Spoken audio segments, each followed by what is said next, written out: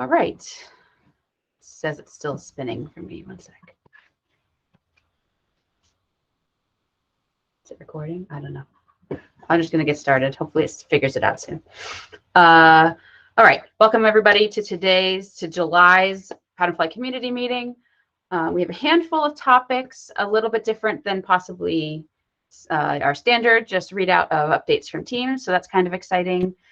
Our group the PatternFly team just wrapped up a breakaway sprint. So we have a few things that we were able to focus our attention on outside of the standard bug and feature request grind. And there are some interesting efforts that came out of that. So a few of those will be highlighted today, but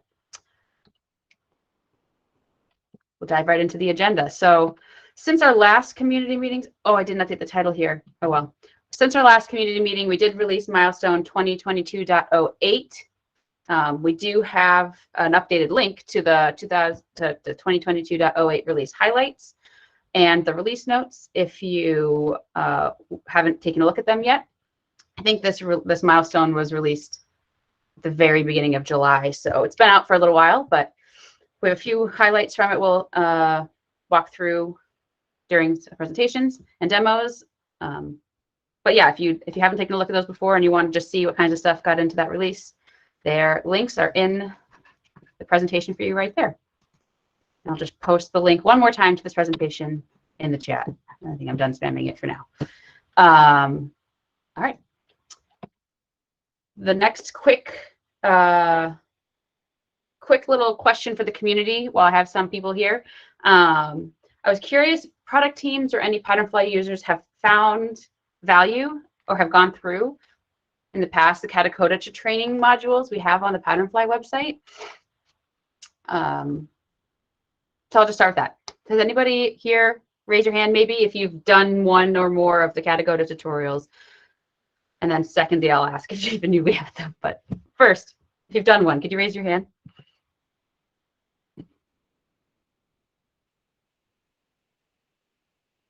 Right. Awesome. Couple.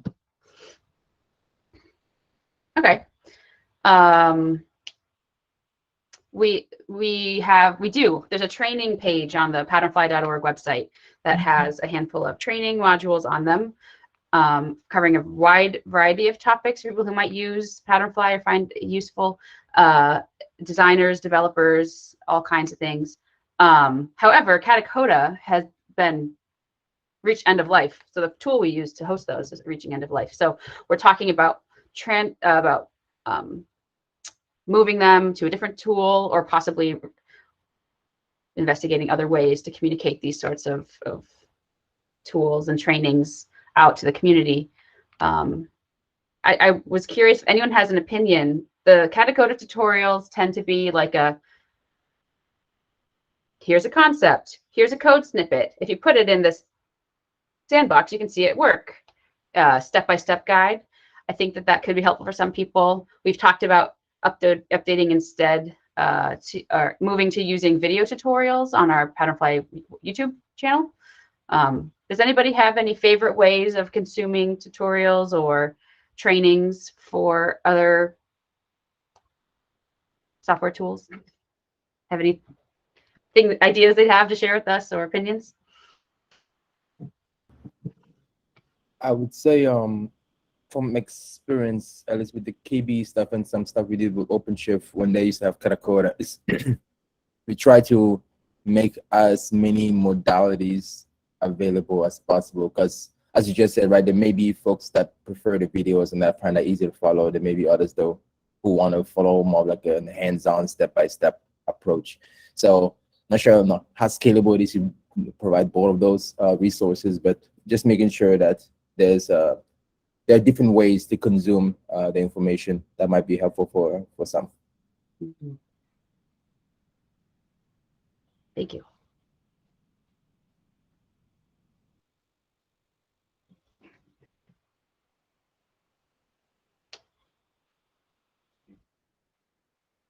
All right.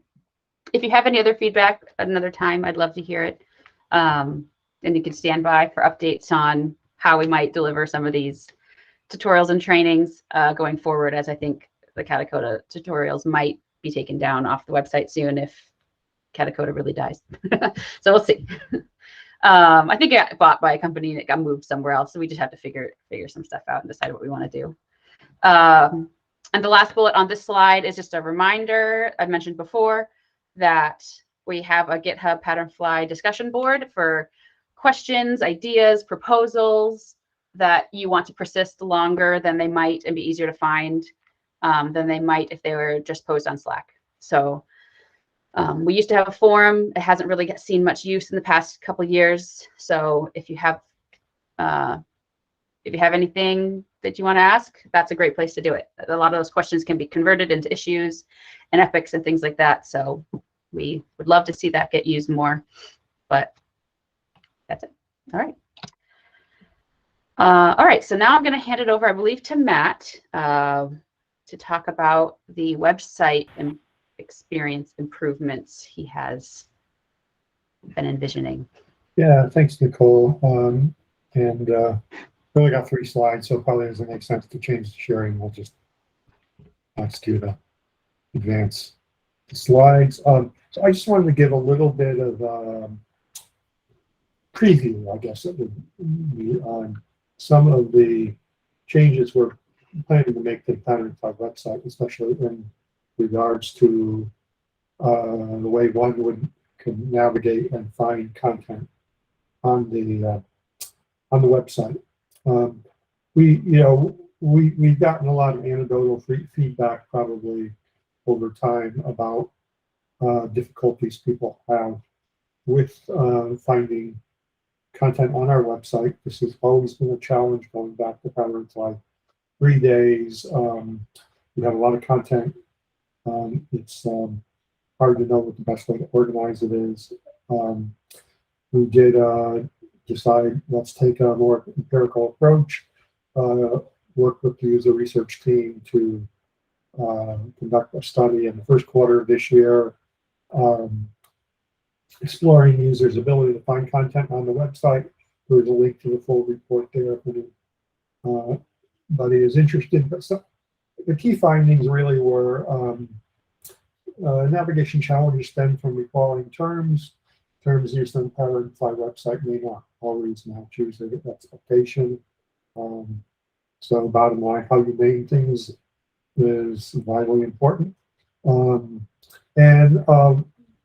Something else that was confirmed by this study that we kind of intuitively knew was probably a problem was that people don't differentiate very well between components and demos. We internally in the team have a very specific definition of what a component is and what a demo is, but we realize that those of you out in the community may not make those distinctions. So some of the improvements we want that we're working on, reorganizing, renaming content to match the user's mental model, basically taking a fresh look at our information architecture, reducing the number of top-level categories. Over the years, the website has grown, and we've just added a lot of things to that left-hand navigation, so it's grown pretty unwieldy, and consolidating some of those items a little bit, and then introducing a new visual catalog to make it easier to browse for components. And Silvana's going to talk about that in a minute, so I won't steal her thunder on that. Next slide. So some of the planned changes to the information architecture we're looking to implement. Again, I don't know that we have a specific date for when this will be done, but hopefully within the next quarter. Moving the community contribute and release notes pages to the getting started section, so consolidating everything that's more kind of information about the project to that first section, which is someplace that in our studies people tended to look for this type of thing. Renaming guidelines to design foundations, since that's mostly design-related information in that section. And a big one will be combining current components and demos under the umbrella of components.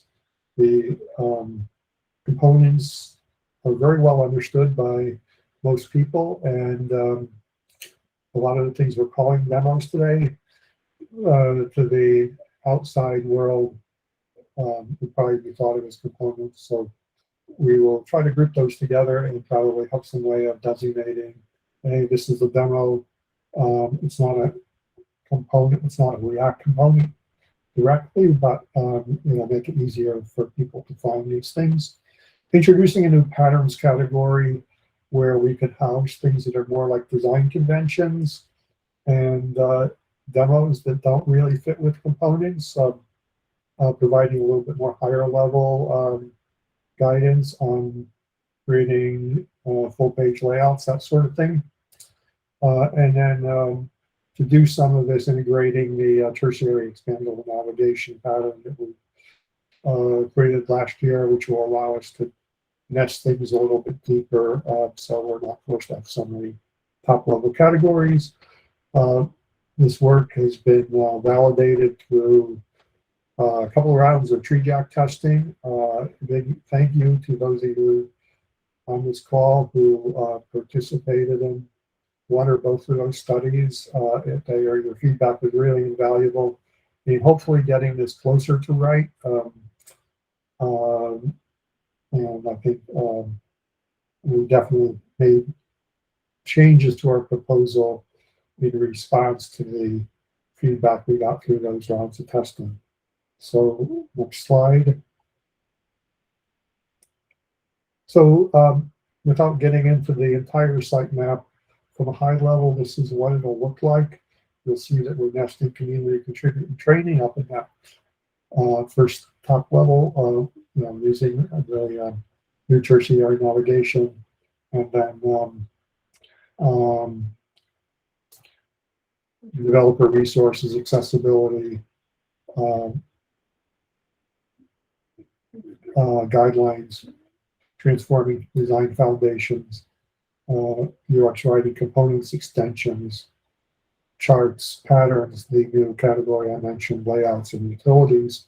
We're also, which is a little bit out of scope of what I'm presenting here, but we're working on exposing also exposing more content in the extensions section, which should be coming up soon. Exposing extensions docs on our website, which should be easier, make it easier for those of you using those extensions to find the relevant information. So we look for that very soon, I think. And with that, I think, well, any questions before I turn it over to Silvana? Yeah, Kevin. Thanks, Matt. Very, very excited to see some IA changes coming into the site for sure. Question that I have is, I'm curious, is this going to be implemented and go GA once the code is written, or would there be some sort of A/B testing to to sort of see how folks react to the new changes? I know you already looked into the tree. I wasn't planning to do any A/B testing. We did do the initial study and then 2 more rounds of tree jack testing to test out some of our assumptions. So, I think we're at this point probably going to go for it and hope for the best. There's always a risk in making these types of changes, and you almost never get it perfect. But hopefully this will be better and address some of the key issues. One of them really being that the distinction between components and demos being very fuzzy and unclear to people. I think that's really hopefully the thing that will make things a lot better. And also the component catalog that Silvana is going to talk about. Vince, you have a question? Yeah, Matt. A while back, you had talked about possibly creating a gallery of PatternFly designs. Yes. Is that included anywhere? A gallery? Oh, you mean like a gallery of like different applications of PatternFly. Yes, like full pages, full. Yeah, yeah. I don't have a easy or quick answer to that, although this pattern section probably is an opening for that. Having things that are more, and my vision for that is that people working on projects can contribute things. This also starts to overlap somewhat with the presentation that Andrew Ronaldson gave last week or 2 weeks ago in the team meeting about design conventions, and I've been talking to Andrew about maybe getting some of that stuff on the website. So if you have like something from a project you want to contribute, sort of an easy way to get that into the website. Okay, cool. Yeah, any of those higher level, beyond just individual components out of context, examples are hugely helpful. I agree, and we're definitely want to work on that. So I think this is a step in the right direction, but looking at propose, I do think that we can also group together at least components, charts, layouts, and utilities, because those are all API related. I'm sorry, components, charts, layouts, and utilities. Yeah, those are all like, PatternFly core or React Yeah. API type stuff. Yeah, and I think there was some consideration of whether charts especially should be moved under components. I think we ultimately decided to keep it where it is.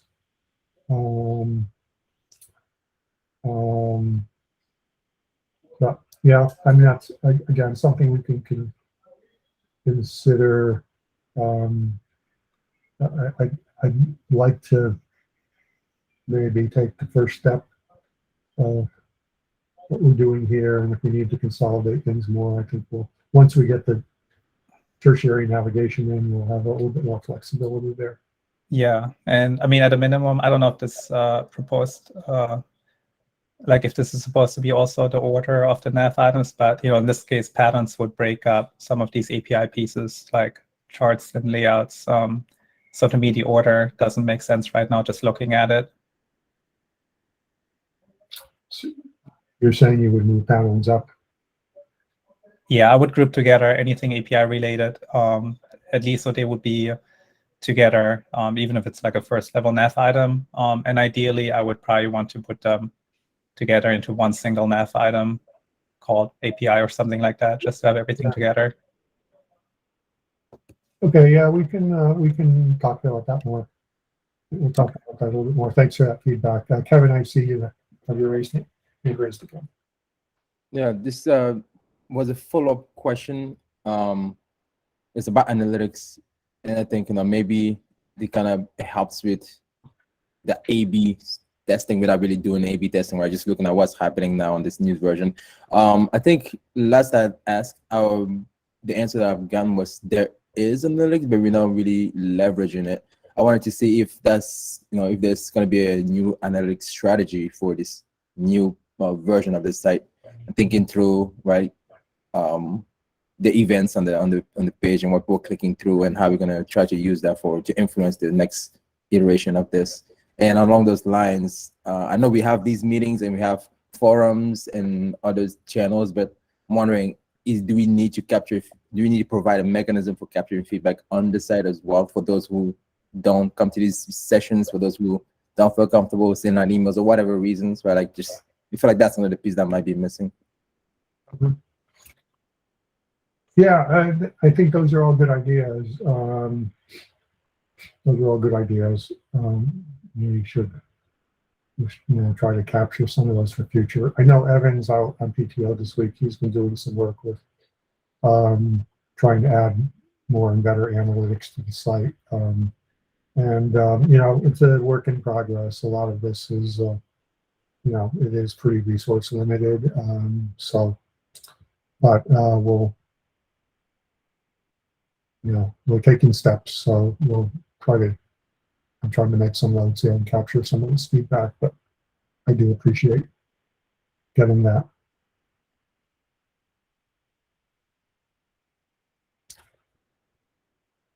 Okay. Yeah, this is great. We'll definitely make sure to document all these suggestions and possibly roll them into this effort, since it's really just getting started implementing some of these changes, and then also document them for maybe round 2, depending on the path we choose exactly. But all right, next up, Silvana has been working on the hinted at catalog view of components. I'll let her take it away. Do you want to present your slides yourself? Sure, that works. Okay. Let's see here.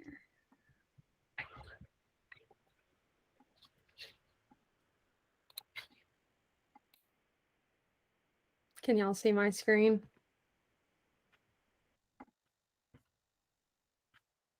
Yes. Okay, perfect. So my name is Silvana Slayson. I am on the UXD content team as an intern this summer. And I've had the opportunity to work under Mary Schober, Michael Saladonia, and Matt Crono again on this component illustrations project. And then I also wanted to shout out my co-designers, Shayna and Angela, who also helped bring this project into fruition. So what we'll discuss today, I just kind of want to go over background and context of the project, our goal statement, go over the timeline, and then have the opportunity to show you some of the completed work, which we are super thrilled to finally share.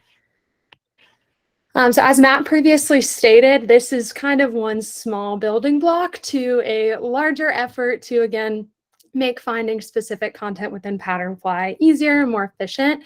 And then this specific illustrations project, we wanted to provide a way for newer members of the PatternFly community to understand what components we offer through an easily scannable visual display. And why?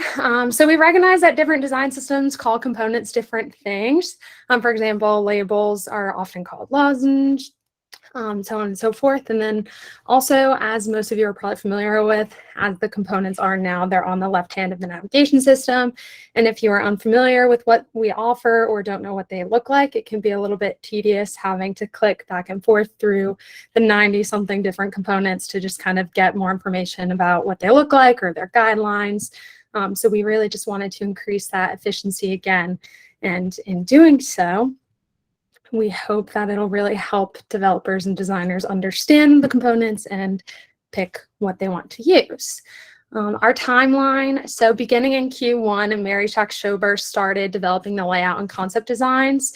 It went through several different feedback cycles with Matt and Michael to kind of develop the overall catalog view. Q2, engineering started spiking on the implementation as well. And then Q3, kind of where we are now, Angela, Shayna, and myself had completed the illustration mock-ups, and we've received feedback from Mary, Michael, and Matt, and have another round of feedback for final reviews as well. And then Q4, over the next couple weeks, couple months, we are hoping to get final reviews and see it roll out completely onto the PatternFly website. So we're super excited about that. And then this is just an example of the catalog view. Mary Schober created this. This was just the rough sketch of kind of how it'll look and how we plan to implement it within the website. It'll live under the components tab before you see all of the different components. And the idea is that you can click on one component, and on the right-hand side, a brief description will come up, allowing you to click on that, and then it'll actually take you to the component where you can see the HTML, React demos, design guidelines, so on and so forth. So just having this visual display of them all listed out just makes it a lot more easily scannable for different developers and writers to hopefully see what components they want to use. And then finally, I just wanted to show you, well, ensuring consistency. Since we had 3 different designers work on this, I just wanted to show y'all some quick overview of the rules that we use to make sure that all of our illustrations were cohesive and consistent, since that's a huge part of quality UX. So we just made sure that we all use the same fonts, the same header sizing. We kept the consistency of PatternFly colors, shadow boxes. We all had the same opacity, so on and so forth. So just wanted to reinforce that idea since there were so many different designers contributing to this. And then finally, here are some of the examples. So this obviously isn't all of them. There are like 90 so components, but I just kind of wanted to give y'all a quick sneak peek preview of what some of them look like, kind of to address like the level of fidelity and give you just kind of like an overview of the different examples. So love to hear feedback, or I don't know if Matt, you have anything else you'd like to add, but yeah. No, nothing for me. This is great. Perfect. I have one question.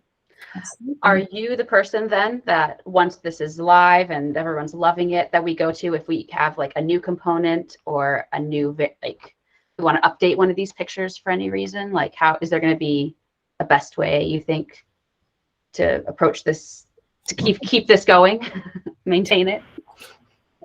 I guess I take that, I guess. I guess the short answer to that, Nicole, is we're going to have to figure that out. I think what we've talked about is this will be, so when a designer creates a new component, so this will be kind of an additional step that they need to do to basically create this illustration.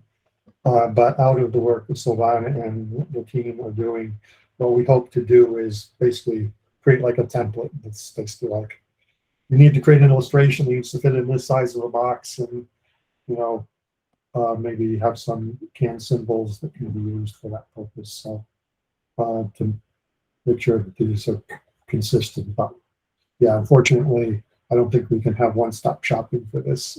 We'll have to.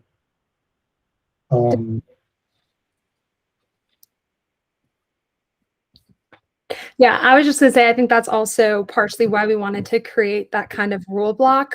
So if other people are contributing and new components are implemented, they can kind of look at the general standards of the illustrations for icons. Obviously, for like success icons, we didn't use the entire icon, like a little green circle. So we have all of those keys and rules listed so that in the future, if we are creating newer illustrations, whoever is tackling that kind of has a general outline.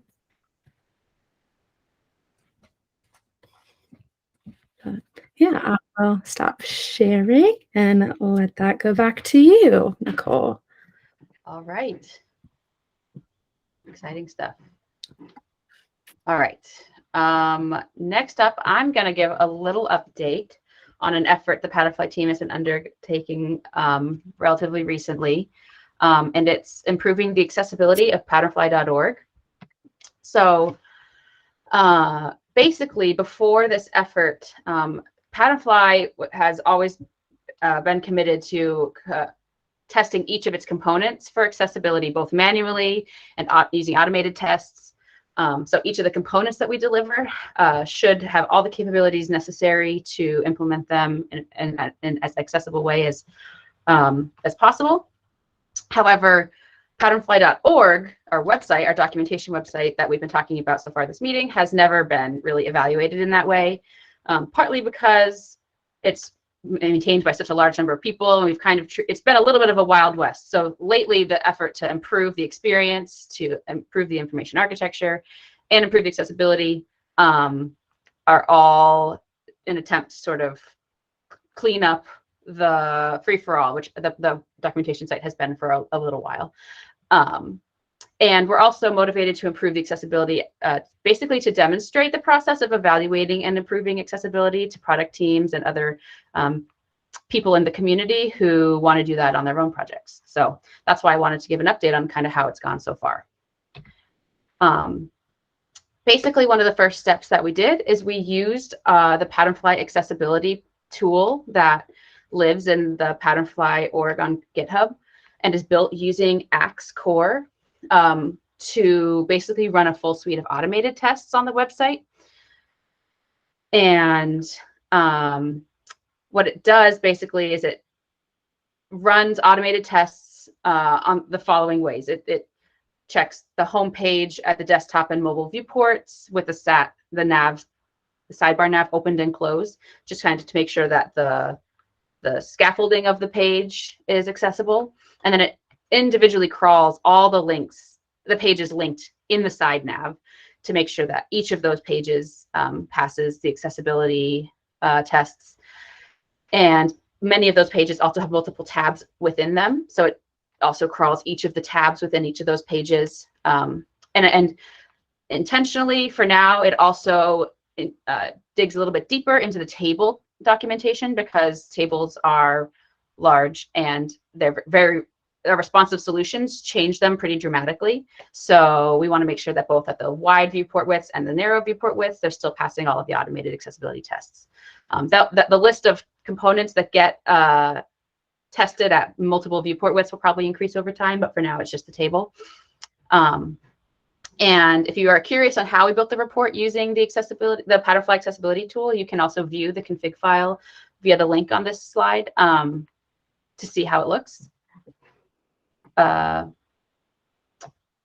I will keep going. We ran, before we began making changes, we ran the full suite of automated tests on the website and had a pass rate of about 24%, which is relatively abysmal.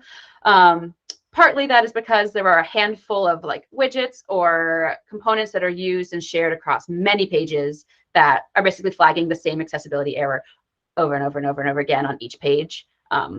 So we were able to clean up over half of them by just making a few very small code changes in the 2 PRs that I have linked here. And I think that that's a really good lesson for anyone who's concerned about accessibility testing, is that in reality, the majority of the work is actually going to be resolved probably by just addressing a few low-hanging fruit, because developers develop habits and they probably are using the same code in multiple places. So it's pretty easy to get quite a significant improvement very fast when going about these sorts of processes. And if you were to click the link here, I can do this real quick. If you click this link, you can see what one of the generated reports looks like using the PatternFly accessibility tool. It basically summarizes for you how your site performed, but it also will give you the results of each page that it tested. So for example, you see a screenshot of our landing page, and it says that this green check mark right here indicates that there were no accessibility violations on the landing page right there. And so that's sort of how it works. It gives you the screenshot, and if you were to have a page that has a violation, you can click in and it will give you more of the information about what the violation was and how you can fix it. So it's a pretty handy report, very similar to the things that the Axe Core tool also provides. And their Axe Core also has a browser extension that you can run on your page that will produce very, very similar output. So it'll flag all the same issues too. So it's helpful while you're debugging the issues you're finding that are violated on your report. Moving on ahead, over the course of the last few months, we've begun trying to address each of these remaining 500 or so violations. I ran the report just a few days ago to see how the progress is going. And you can see that as of right now, we have about a 90% pass rate for our accessibility tests. There are still about 200 outstanding accessibility violations being flagged by the report. There is also a PR open to address violations that are originating in the core documentation and the PatternFly repo. So that will address a very significant number of the remaining issues. And once we get this number up to 100, we probably will add the accessibility report to our CI process for org, so that every time someone opens a PR, it will rerun this report and make sure that we're not introducing new accessibility violations. But I'm feeling very optimistic about the progress we've made so far. One other thing to note is that most of our PatternFly components, all of our PatternFly components are tested using our automated testing, but also they're tested manually. So I think that the automated testing does do a great job for making sure we have valid HTML, that we have semantic, everything is semantically as correct as we can get it, but still will only capture a certain percentage of accessibility violations. That will mean that to really do this well on PatternFly, once we finally have addressed all the violations flagged on the automated report, what we probably will do is start kind of manually also running through the site with screen readers, with keyboard, with a few other strategies to try to manually identify however many more accessibility violations we can clean up to get our site as good as we can. So that's still another step in this process that will happen once we finish the automated testing. But that's the update. Does anybody have any questions for that very fast update?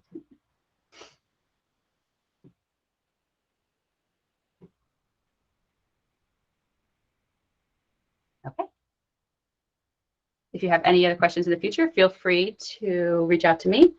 But in the meantime, we're going to just move right along because we have a few more updates. I'm going to pass it over next to Eric because he's been working very hard on improving various aspects of component documentation.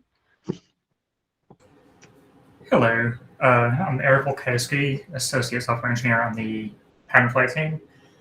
So yeah, during our breakaway sprint recently, one of the things we've been working on has been updating component documentation.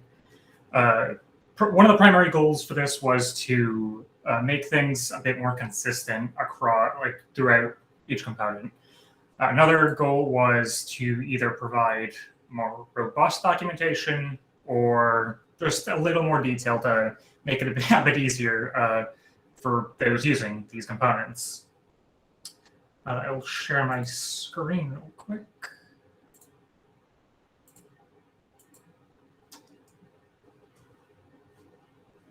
Okay.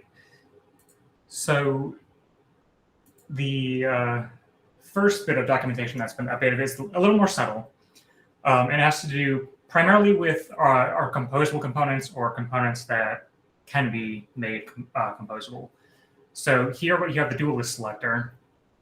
And the update here, one of the updates here is this composable structure section, which outlines the basic subcomponent relationship when using this component composably. This was already there, but it is created as its own section now. Another update is a little further down this page. We have our props table. We now are planning to implement descriptions for each of these subcomponents that make up this dual list selector. Dual list selector subcomponent has a description here, and continue going.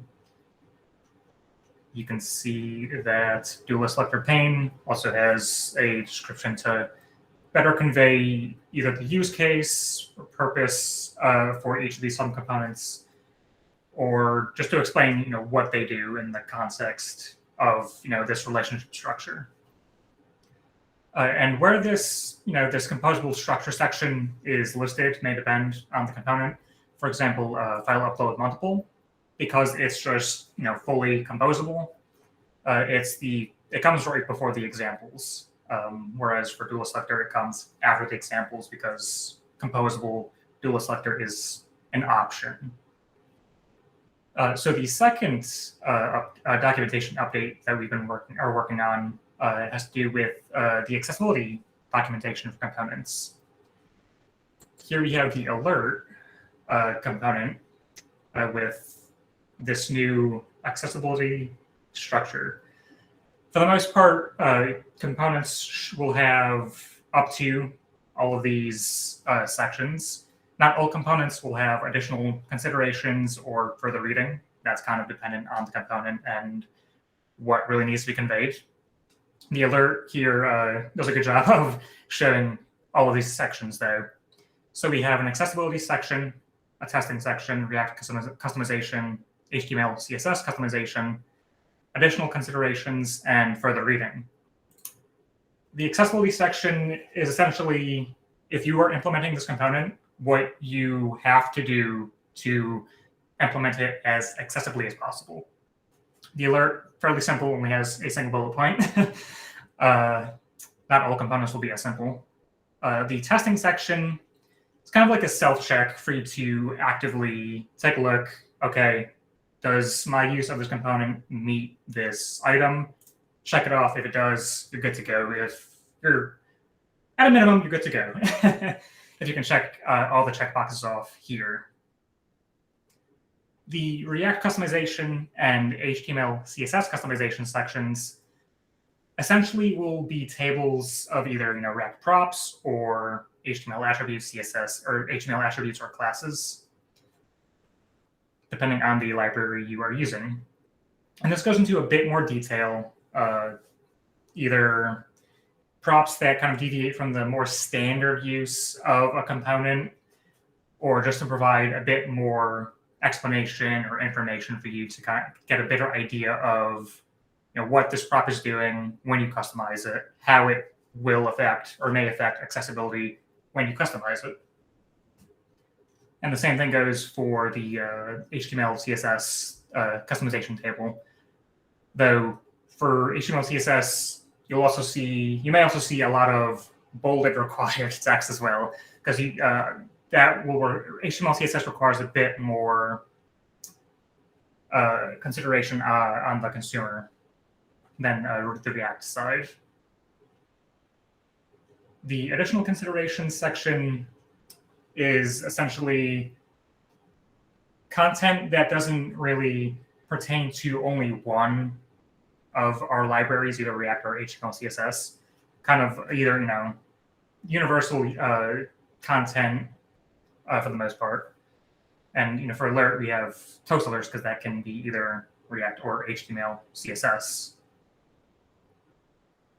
And finally, we have further reading, which kind of a section where if you want to keep learning more about accessibility, or if we want to link a particular article that may have influenced some decisions in our implementation of accessibility within the component, you can go here and read as much or as little as you'd like. And that's kind of a quick rundown of the planned documentation updates for components. Does anyone have any questions, comments, concerns, suggestions?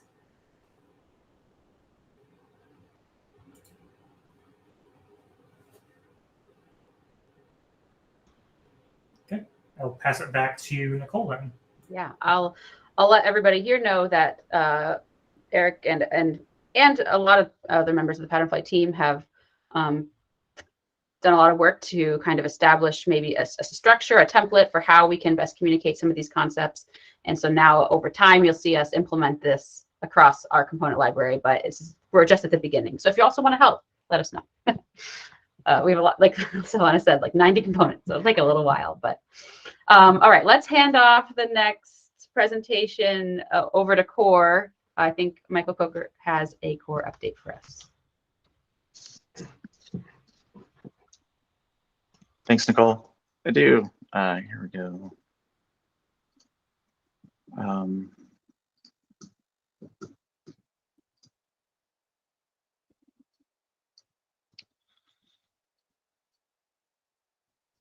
Okay. So this is not something that I was working on. It's something that Sarah Rombacher, a developer on our team, worked on in our last release, but she's feeling a bit under the weather, so I'm presenting for her. This is a really cool feature that we added to Core, and the incredible part of it is that we have breakpoints defined in Core for media queries, and those are all width-based. This is a feature that was requested by the Cockpit team, Garrett at the Cockpit team, to add media queries that can be used for vertical viewport height as well. And specifically, the request was to be able to use vertical viewport breakpoint heights to control the sticky top and bottom variations of page sections, but we also have other components that have sticky top and bottom variations that this could be applied to as well. And so first up, I'll show in, let's see, maybe I'll make this a little bigger. Perfect. Yeah, I was going to say that. And now, yeah, I lost my point. Okay, so in the PatternFly global variable system, we have these global variables for breakpoints. These are pre-existing These are for viewport widths. We've had these as long as we've had PatternFly, and so you can see that there. And then here's the new addition, and so it's height breakpoint basically, and it's a pretty different system. And so we can utilize these basically now to trigger different UI changes at viewport height.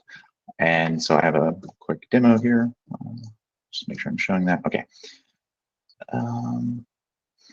And so a really good example, and this was the use case that Garrett had called out, was that, hey, I'd like to make a section in the page layout sticky to the top or the bottom of the viewport, but if someone's on a super small viewport height, I don't want to do that because that sticky section may do something like occupy 80% of the available height, and that's not good. So I'd like a smart mechanism to be able to apply that modifier conditionally, just like you can apply other sticky modifiers conditionally based off of viewport size. So this is an example that shows a sticky group at the top, a group of page sections that's based off of the medium breakpoint, which if we go back here is 40 rem, approximately equivalent to about 640 pixels, the default font size. So everything's sticky, but as you make your viewport shorter, right about here is when it's probably going to occupy too much space and you'd only have like a little scrollable area, so it's no longer sticky. And that's all just CSS based. So there's no JavaScript watching the page size and applying anything conditionally or anything like that. It's all just kind of built into the CSS. And so you would specify your, I want sticky top on a, in the class name, I'm sorry, it's like PFM sticky top height or on height medium or something like that. Very similar to the modifiers that we have for other breakpoint opt-ins for applying modifiers conditionally. So that's basically it. We're working on a React implementation. Hopefully we'll have that in our upcoming release, and so you can try it out in the wild. And that's all I had. It's beautiful. Good job, Sarah. All right, I'm going to pass off. We have only a few React updates. I think we can squeeze these in within the last 9 or so minutes. And because this is also great work, we got to highlight. So we have a couple updates first from Jenny. I'm going to pass it on to you. Hey, everybody. All right, I'm just going to share.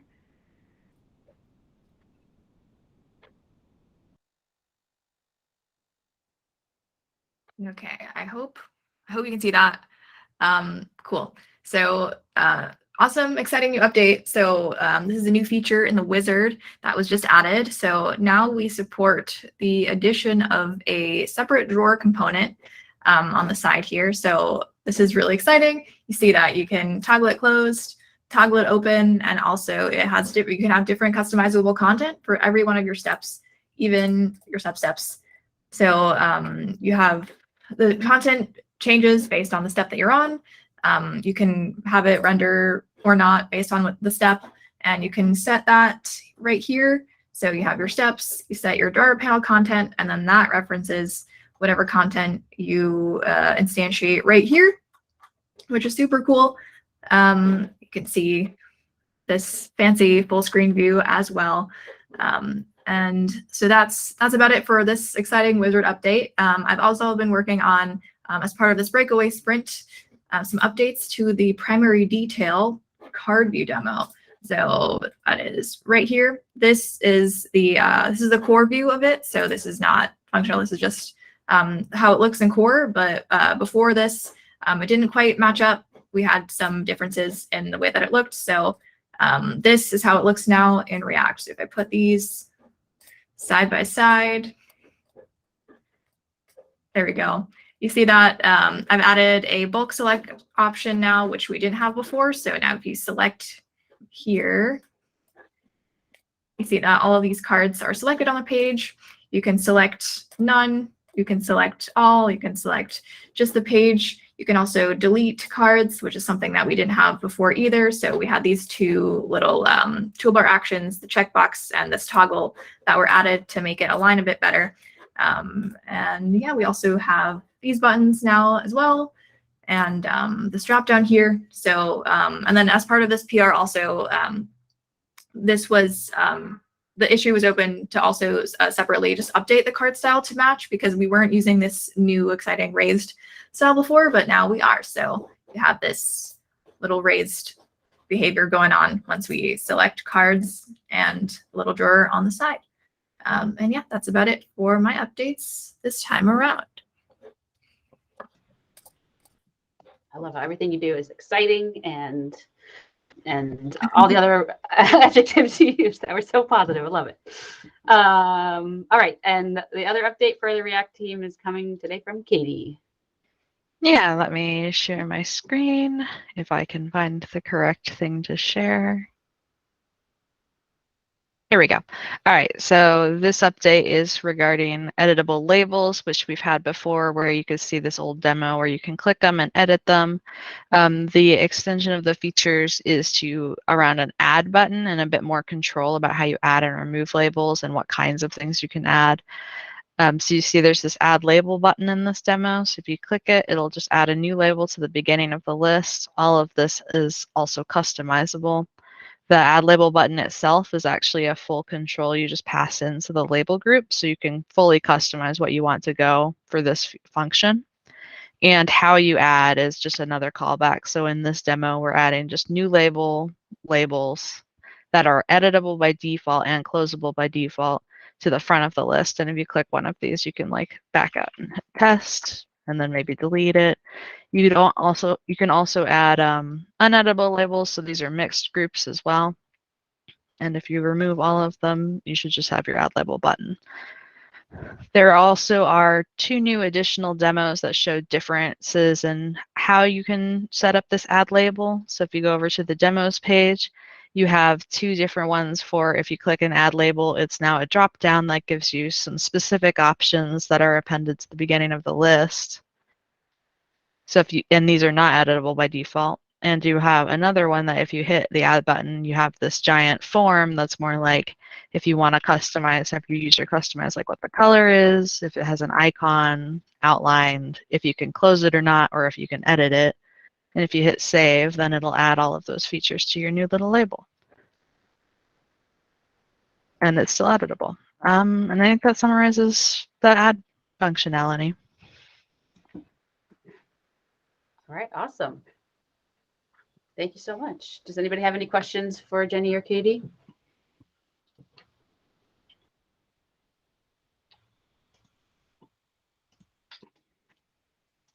All right, I'll just put up the